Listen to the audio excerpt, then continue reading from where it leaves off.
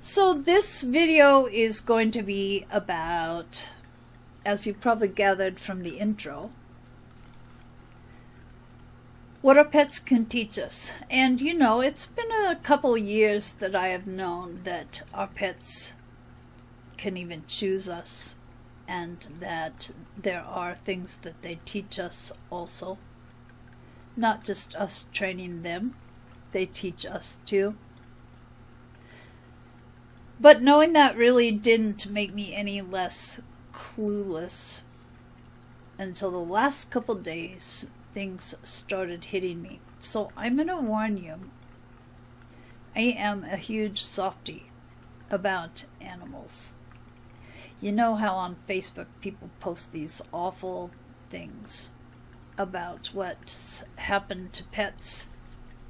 And I understand it. They want to share because they want people to be outraged and to do something about it. I get it. I'm outraged. But when I see even the headlines sometimes, I'm torn up for days. So I just have a great sensitivity about animals. And what's going on at my house is 2 senior dogs that seem to be failing quickly. And so I'm a little sensitive about it. I'll try not to cry too much, but I wanted to warn you.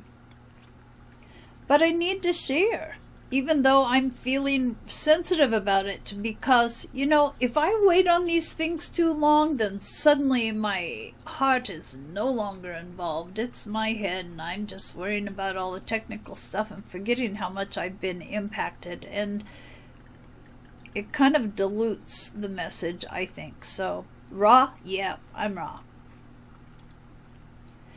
But I think it's required sometimes to be raw.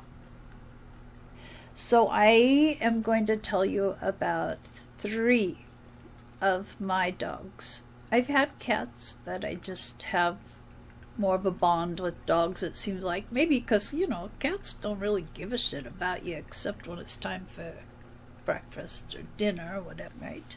Okay.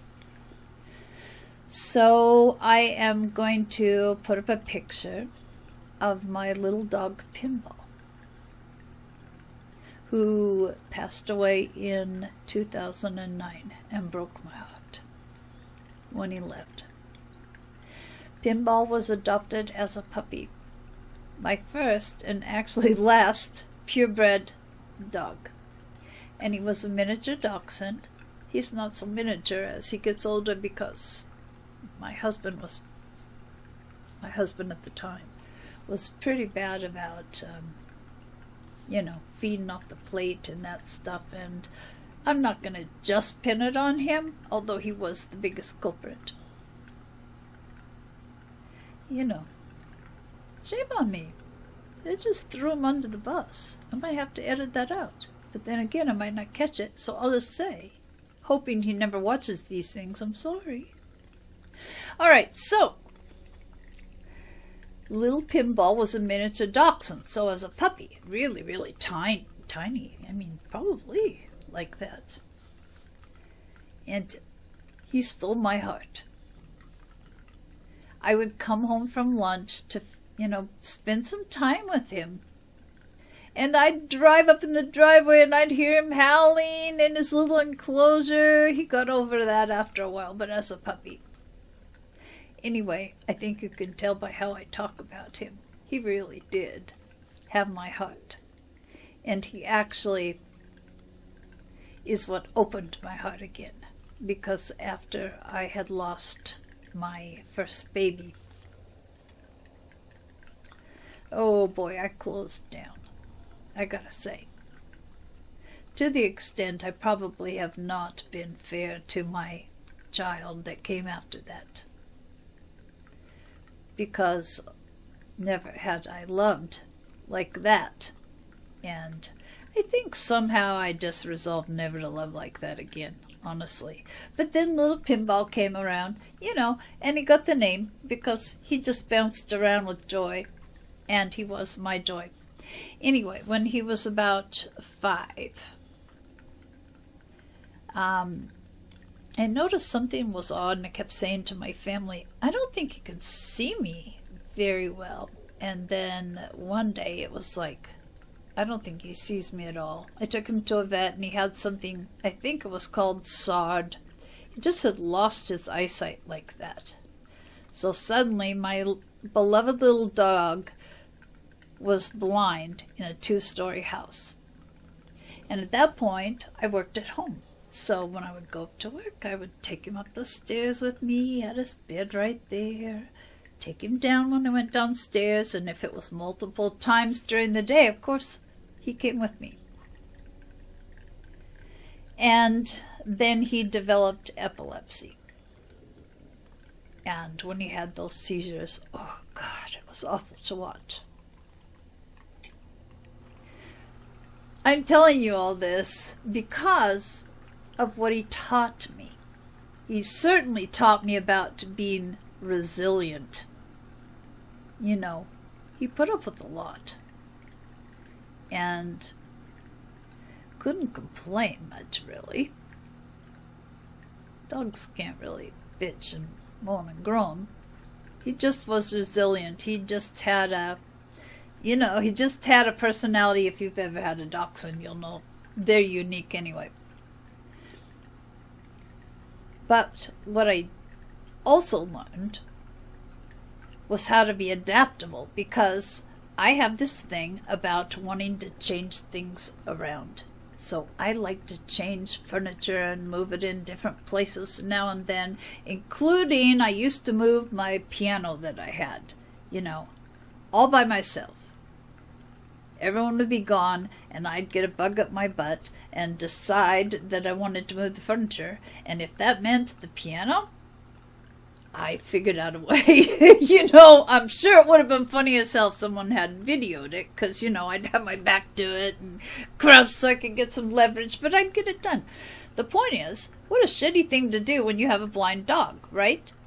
So for a couple of days, poor Pinball would be trying to navigate with furniture in a different place, but he always managed, and within a couple days he had adapted. So that was a pretty good thing, and as it turns out, it came in handy. Because the other thing he taught me was how to deal with disability. And of course, that came up later, how to deal with suddenly not having the capabilities you've always had your whole life. And so I kind of prepared me for when I became disabled after the brain surgeries. Having to adjust to all the changes, the hardest of which is not being capable of what I used to be capable of, physically and mentally, And that's kind of what happened to Pinball, too. This is going to be a long damn video, I'm sorry. Maybe I can edit some of this stuff out.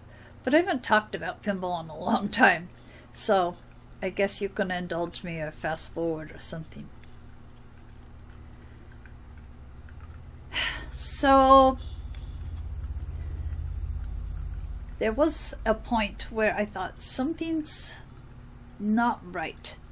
Something just didn't seem right with him, and took him to the vet, and the vet cleared him, said everything was fine for a dog, going through what he was going through.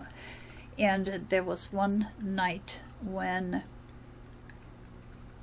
it was obvious it just wasn't good. Now, I gotta say, Dachshunds loved to burrow under the covers. He had always slept with us. I loved how he would curl up behind my knees or into my curve of my belly. And my husband at the time had made a ramp. And even blind, he would find the ramp and he'd come up to the bed and down. This night, he didn't want to stay in bed. He was going down the ramp. One or the other of us would pick him up because, saving him some work. We knew he wasn't feeling good. And he would keep going down. So there was a point that I just got down on the floor with him and laid next to him. This could be hard. I just kept petting him and talking to him. Sorry. Let me get it together. I knew he was going, and I just wanted him to know how much he had enriched my life. And there was a point. He looked up at me, and I knew he saw me. He had not seen me for 2 years. And I knew when he looked at me that he actually saw me. Sorry, guys. There is a reason you have to see me bawling. And I told you I had lost faith after I lost my first baby. After that happened, I got it back. That's what he gave me, because I knew there had to be some presence out there somewhere that had allowed my little dog to see me before he passed. Sorry. So, that was a pretty important thing, considering how the years went that followed. Wonderful gift he gave me, wonderful things he taught me. And he wouldn't stay up in bed, and I finally fell asleep with my arm over the side, petting him. And he was gone in the morning. All right, let me get my shit together, sorry. Okay. One does get used to pulling it together and not being a crybaby all the time. I guess you just saw how I manage it. Okay. Hey, it makes my eyes sparkle, right? But it's probably gonna make my mascara run, too. Oh, well. Hey, I just noticed. My hair kind of matches the background. Yeah, you see, I do use humor a lot. That's a way that I deal with life. You know. So, next dog. A cheat sheet. I knew who the next dog was, but I just have to get my composure here, so give me a minute. All right. Actually, there was a time that we had 5 dogs, because I volunteered for a rescue, and, you know, they'd come home as foster dogs, and then they never went back to be adopted, so, but I'm just talking about now the 2 that live with me. All right, so, Charlie. After,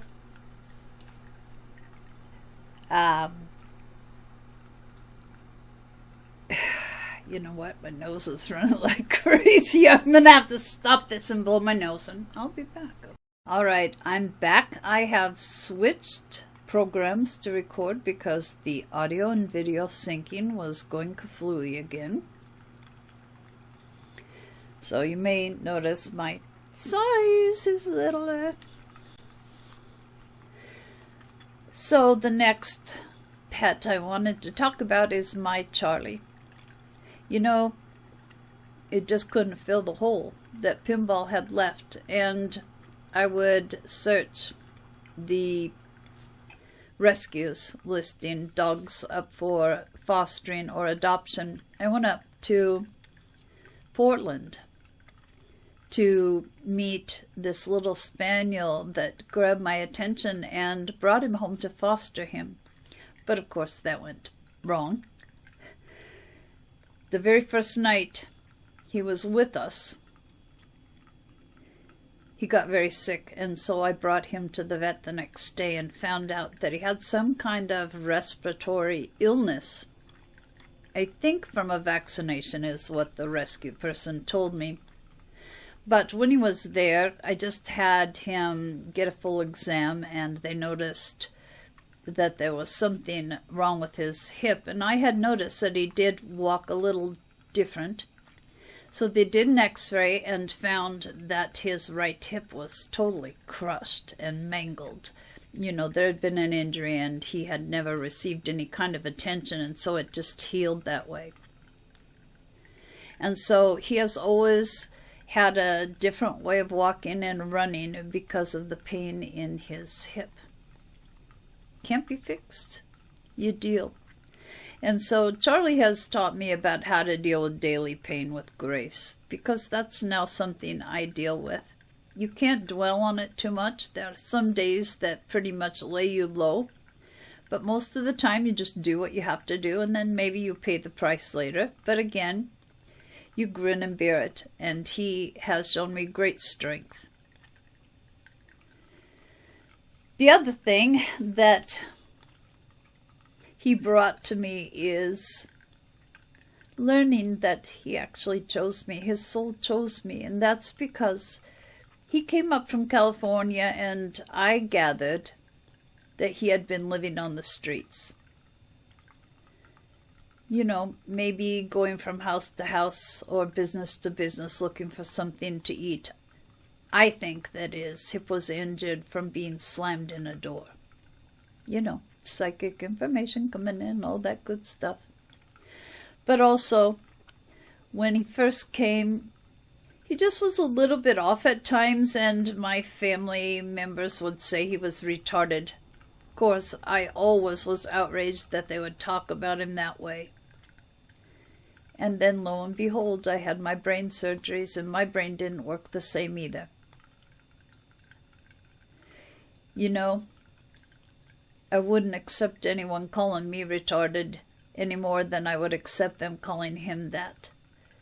TBIs, or traumatic brain injuries, leave us different than how we started. But you know, Charlie has changed over the years. My family quit saying he was stupid or retarded. He just had to recover. And I'm hoping that I will get there also. There are certain things I just can't handle like I used to. And it's been an adjustment for me. But he's a great example of how with time things can change. I mean, this dog really is very special to me.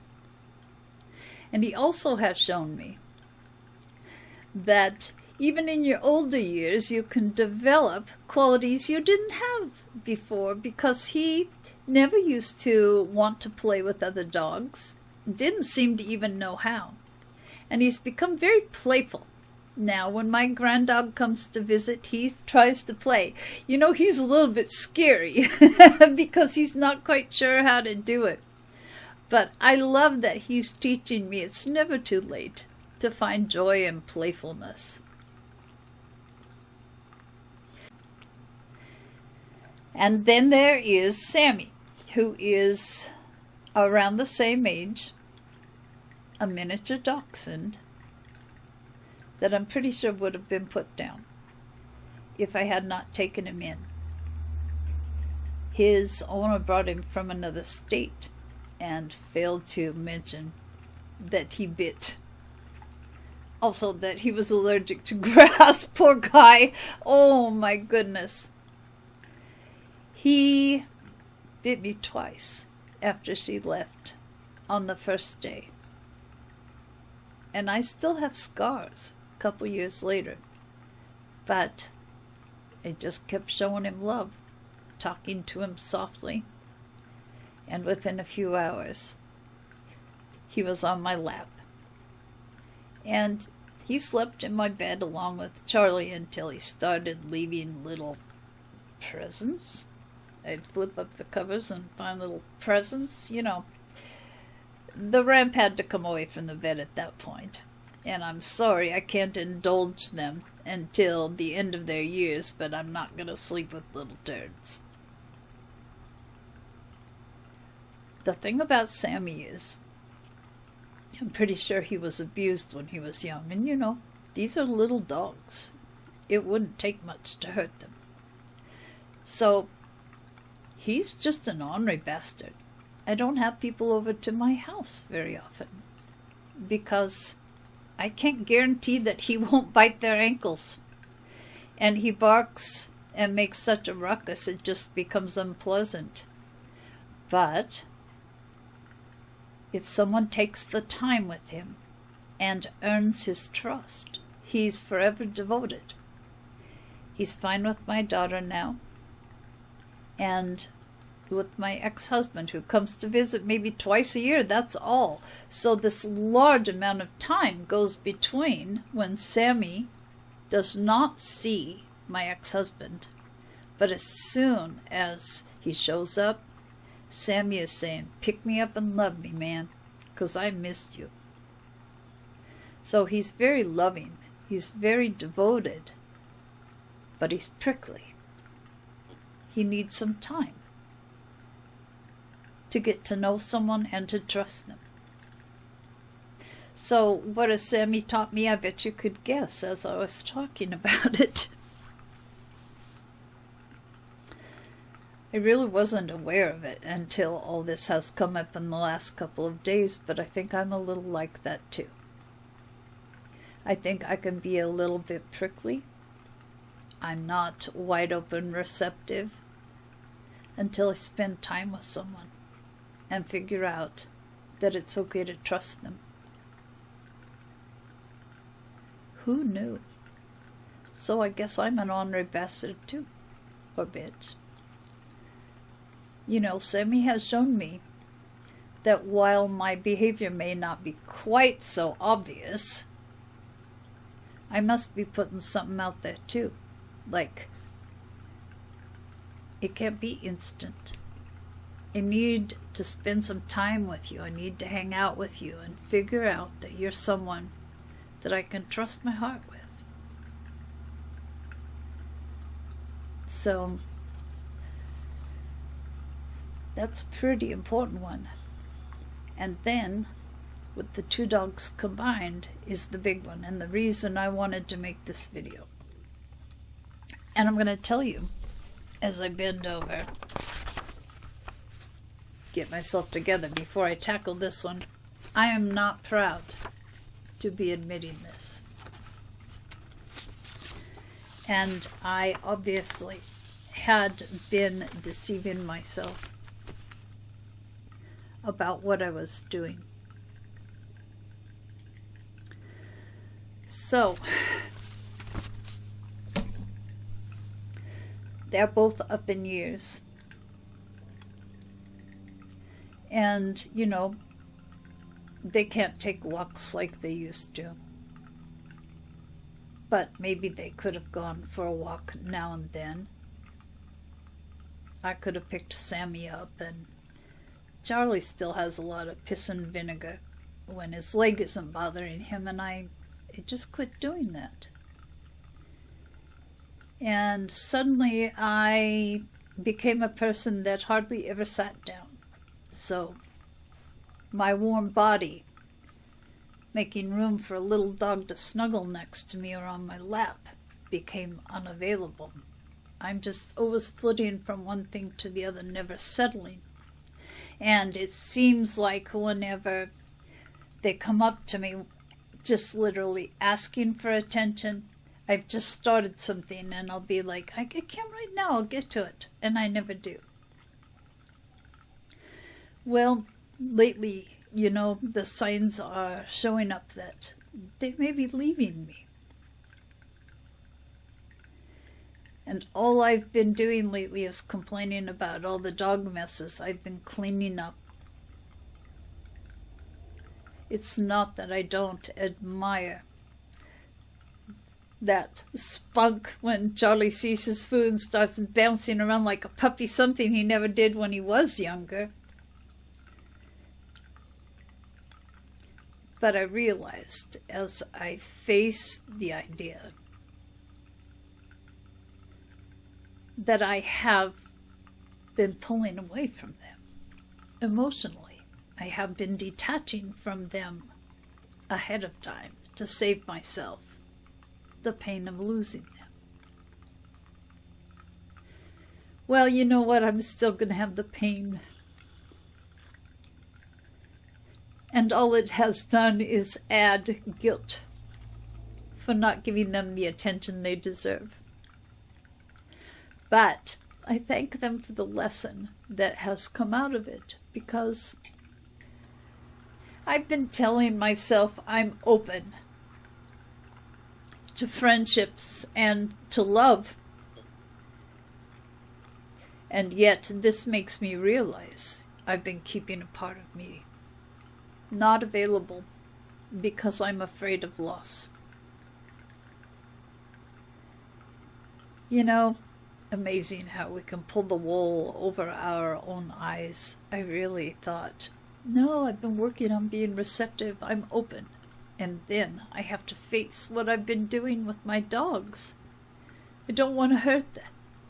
I don't want to hurt that bad. So I've already been separating from them, thinking it would spare me that hurt. You know, what it has done is rob me of time with them. Good time, quality time. It makes no sense. There's no logic to it. And like I say, I am not proud to be admitting this. You know, and the other thing is when they come up to me wanting attention, I pull back from it, and then I feel like a shit. But once again, there's a huge lesson in that. It makes me understand now why people pull away. It's not that they're repulsed. It's not that they may not actually want to spend time. It's that they're protecting themselves. You know? And who wants to admit this stuff? So I can totally see why there's a different story that's presented, you know? Because I've been pulling back from them. I've been pushing them away, all to protect myself, to protect my heart. You know, that really shed a lot of light. It shows me, you know, I still have things locked up in here, and I thought it was wide open. I mean, not without a lot of work, honestly, but I thought I had accomplished it. And my two beautiful old dogs, my crapping and peeing, inconveniently smelly old dogs, have taught me a wonderful lesson about that.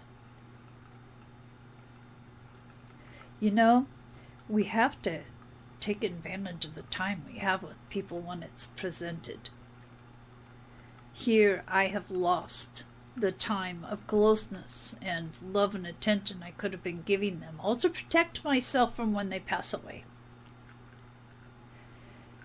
It's a big lesson about how to treat people. And I want to have learned that lesson and hope that I can correct. I need to do some healing of my heart and realize that, you know, that abandonment, that rejection, it can happen for so many reasons, of which I am well aware now. And my dogs have survived it. And here's the nice thing about dogs. And I'm going to read this part. And then I'm going to close up here. Yet they both still love me and trust me, flawed as I am. Most of all, they exemplify unconditional love, accepting me as I am, and giving me as much love as they always did, whether I have earned it or not. And obviously,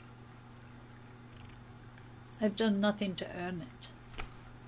If I had pulled away from a person like this, that person would have been gone, and yet here are my dogs, still willing to give me as much love as when I was showering them with attention, not trying to protect myself from future loss. And this goes back to the little video I made. We need to be mindful. We need to stay in the moment. Because when we're worrying about how we were hurt in the past or how we could be hurt in the future, we're missing out on all these present moments. Those are moments we can't get back. So I hope you won't judge me, but it's okay if you do. It's your choice. But I share that in case someone else realizes that might be them too. You know, we fool ourselves. We deceive ourselves. And we have to forgive ourselves for that, because that's just human nature. But also, once we're aware, we need to get the healing done and the forgiving done. And then we can hopefully change things be more mindful and more receptive of the wonderful things that can come our way.